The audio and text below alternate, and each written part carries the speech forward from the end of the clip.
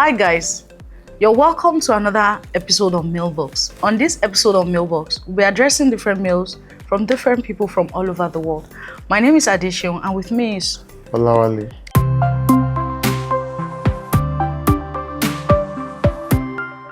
Our first mail today is from Joy Kumalo, age 50 from South Africa. She says, I'm 50, I want to change careers completely. Is it too late? Okay, so I think there is a bit of a situation with most folks when they think that age is a factor to so many things that happens in life. And the truth about the matter is that age has no factor. If you see most of the people who actually turn the corner as entrepreneurs, and I think I was about to say that. One of the major ones, I mean, he did at 65. You know, there is absolutely nothing A lot of that age has anything on anyone. Your mind is one of the most important and the most powerful tool for you to be able to reach the heights in which you should reach as far as life is concerned. And so the more you think about it in the context of the potential, and in fact, not just about you or as an achievement, more about other people who are surrounded by you, you realize that you actually hold the world so many things that God has given to you. So for you to have asked this thing, you actually can change your career. You can do way much more. And it's not a motivational speak. As much as people think, oh, you're trying to motivate the person. For anyone who say these things, it means that they already know within themselves. They just want some bit of validation over that particular conversation. So yes, it's never too late to get it done. Even in the scriptures, I think it was, what's his name now? Caleb, who said at 40, I've done something, my strength is almost as if, it was 80, he said, my strength is as if I'm 40 years old. So your mind has a whole lot to play, a whole role to play. Don't listen to the people, because most people have, plateaued and they've actually placed a ceiling over their lives. And your life and their lives are two different things entirely. I hope that has helped you. Yeah. So when we place the timeline of life on age, we're getting it wrong, because God's time is even different from human's time. Now, when there's life, there's hope. So 50 years and you are saying, is it too late? It's not even too late. In fact, it's the continuation. Because the truth about the matter is, just like I said, one of our episodes. So when you've worked for, say, if you're 50 now, it means that for the last 30 years or 25 years, you've been working. That's a huge experience. That's 2 decades and a few years. That's a lot. It's a lot to set you sailing on the new journey. So there's this expression that I used to share with my brothers, and I say, okay, when they say this thing is too late, you really don't know the time of life. If God says you're living by 200 or 150, 50, you are just 10 or 20 by when you're 50. It's only the person that knows that he will be living at 51 or 50. He's already late, because your time of life, your bus stop is actually getting to your bus. So once you don't know that day that you'll be called to the glory, to beyond, you really can't begin to say that something is too late. So have it at the back of your mind that if you're starting another career or another line of business, it's you taking the experience of what you've had previously into that, which of course would help you, sail through the new kind of business. So have it at the back of your mind. Do not think it's already late for you to start any career. Show up, turn up, present what you need to do, be creative. The thing that is always like a factor is, when people get older, they seem to be cut out in their ways. It's left to you to actually burn. That's it. Yes. So you because you know what you think you know what you want out of life, but business is not like that. Marketplace is not like that. When you see something that is in vogue, things that you need to learn about, things that you need to know, a couple of things. When people used to write invoice, people don't write invoice anymore. People don't even type all those Excel and the likes. Life has gone beyond all those things. There are different apps that are available. Don't say, this is the way we do it. This is how it has to be done. Until I see paper, a friend too, a colleague was saying, don't these people send mail again? And someone responded that mail is now, I think you were the one that responded that, my dear, mail now is now WhatsApp. So get on it and get the job done. The end of it is that you get the job done. So you have to evolve. Be ready to evolve with what the system demands.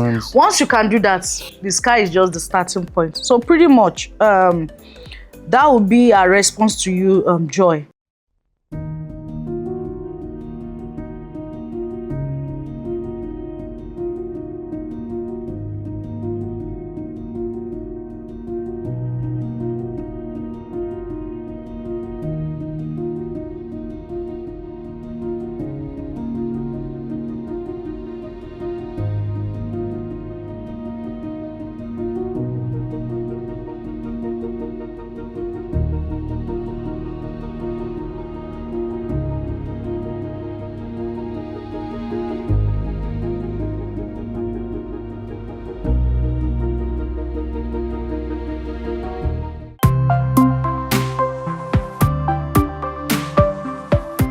The next mail is from Arjun Gupta, age 33, country India.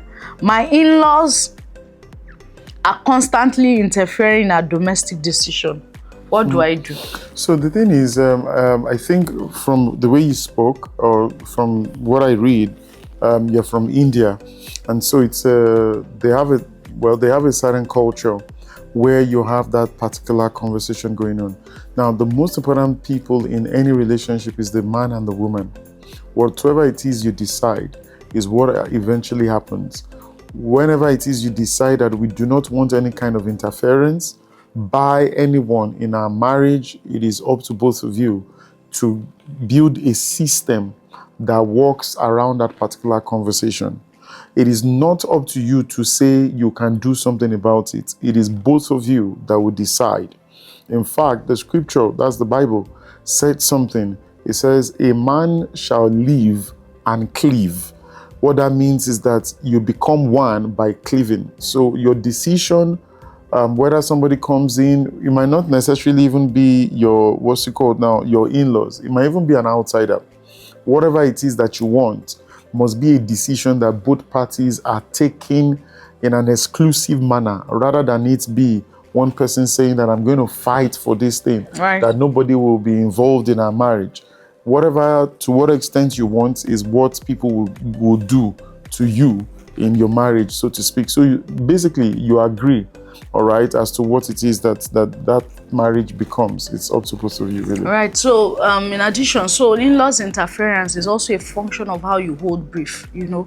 So some of us, we are so lackadaisical with decisions, with stuff. People, of course, they will come through. For any time you can't take responsibility for your life or deliver job or deliver brief until you call the whole community. Yes, the community will interfere. The truth about the matter is that when it comes to issues of in-law, in as much as some in-law can be very inquisitive, you know, some can really pass that boundary. However, people are seeing, they are watching. They need to see how you can actually hold forth. You know, you say something, you talk and you do. You do the do, you talk the talk. You just don't talk and don't do. You know, you say, I'm going to do this, and then you show up. You handle this, you handle it well. People will interfere. Even in a system where you have, haven't you seen in family, when they see that somebody is showing up for a certain responsibility, everybody just back off. It's not because they genuinely want to back up, but they see that the way this person is going about it, we can't even handle it that much. So let's just even allow him or her do what she can do. So for, except for in-laws that they have some strange spirits that is that is controlling them sincerely, I think that interference can actually be reduced drastically till it will fade off, and it starts from you owning up to the narrative. And then for in-laws too, you must ensure that there's a bond between you and your partner in such a way that the penetration will be difficult, you know. There's an adage also in my culture that says if a wall is not opened, there's nowhere the lizard, except the lizard wants to really break in, and that will take two. It will take the two of you allowing it. So the implication is that you must ensure that whoever you are with, your partner, your husband, your wife, ensure that that bond is actually real bond in the sense of it, and you turn up for each other. They talk about A behind their back, you turn up for the person. They talk about B, and don't wash your dirty linen in the front of your in-laws and people that you know that you won't come back to defend what has gone wrong. So pretty much, I think that will be it for your meal.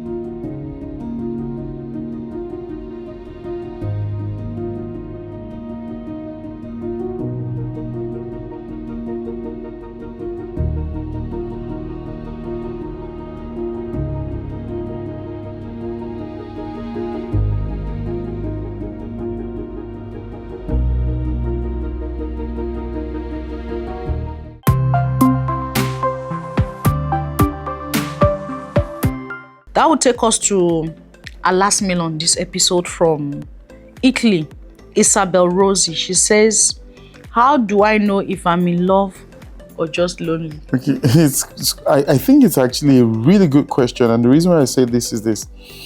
There are quite a number of people who do not know the difference between love and loneliness. So when you are in love, there is a tendency to want to give. It comes with giving. When you are lonely, it is you actually wanting to take from people, which means you want somebody to come and fill your void. You don't want to give anything. You just want someone to come and do something. Loneliness comes with a sense of loss of something. And when that person fulfills that loneliness, you don't have anything to give. So it's like a user mentality. When you are lonely, you want to use someone. When you are in love, you want to give to that person. Right. What marks the height of love is that I want to care for someone. I mean, it's not even so much about you being cared for, even if that has to be, all right, it has to be reciprocated, but it's more about you wanting to, you have love to give. You know, the best example is that for God so loved the world that he gave. It wasn't that it was lonely. It was the fact that he loved the world that he gave. So when you see anybody who says, I am in love with you, what they want to do is that they want to give you. If a woman says, I'm in love with you, is that she has something to give. And, you know, whatever it is that they have to give has got to be so tangible that the other person who is receiving knows that I've been gifted something. And it's vice versa. Yeah, so just like he mentioned, you know, being in love and being lonely, they are two extreme. In fact, they are two different things. So, I mean, you can't stop saying love is an action word. Love is an action word. Love is an action word. It means that you must have a lot that you want to share with the other person. And, you know, is against all odds for love. Yes. But for loneliness, you just want to feel a space. You just want somebody to come, feel a presence, and once you've used them or you've flipped out of that loneliness, you can go, you know. But for love, when you take that person out of the equation, you don't feel comfortable. You feel some type of way. For love, whatever you do to that person, you're also doing it to me. It's deeper than how we'd actually, in fact, sometimes explaining the issue of love in English can, sincerely, it's not enough. Limited. Yeah, it's limited. And then when we address the issue of love, we'll just see it as, you know, it's even beyond emotions. Because once he has grown to a certain level, there are levels to it. It's commitment. Yes, there are levels to it. In fact, that somebody leaves you or you don't see somebody, it does not love that, oh, okay, the person doesn't love me. Out of sight, you know, out of mind. Out of sight cannot be out of mind in the issue of love. Yes. You know, I mean, I'm sure maybe people that would have better experience than people that have distance relationship, because people won't really appreciate that keyword love until you have that person. So sometimes it's not so much about touching, seeing, you know that somebody is somewhere out there and he's got you, you know, he's just there for you. It's enough for you to know that this person genuinely, because in this age and time, it's difficult for you to call people once and they answer 100 times. Live up to whatever. Yes. So that love is quite deep. It's encompassing. It's like 360.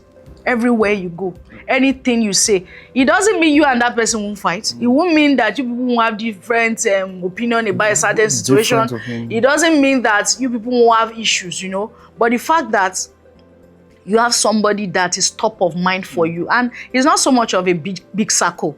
So when you people are a community of people that love each other, you are just deceiving yourself, because sincerely, there's less to which you can do when it comes to people and misbehavior. However, we must be able to differentiate that loneliness is different from love. When it is love, you are giving. When it is loneliness, you are taking. So pretty much, that'll be all on this episode of Mailbox.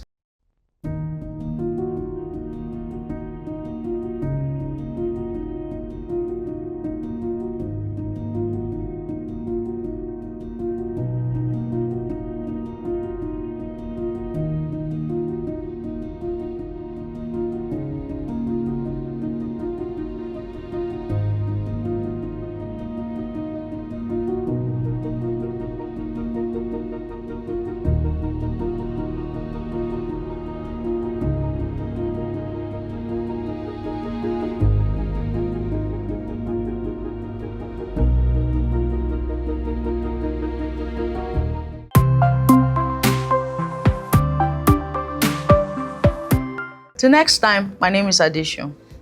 And Olawale.